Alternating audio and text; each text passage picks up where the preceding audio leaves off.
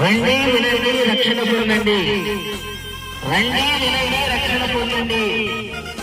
CRO ministries వారు సువార్త స్వచ్ఛతా సభలు, సువార్త స్వచ్ఛతా సభలు తేదీలు 2026 సంవత్సరము మే నెల 21వ తారీఖున 22వ తారీఖున అనగా గురువారం శుక్రవారం ప్రతిరోజు సాయంత్రము ఏకరాపేటని చర్చి దగ్గర ఈ యొక్క సభలు జరుగుతున్నాయి. కాబట్టి ఈ సభలకు ప్రత్యేకంగా మీ అందరినీ ఆహ్వానిస్తున్నాను.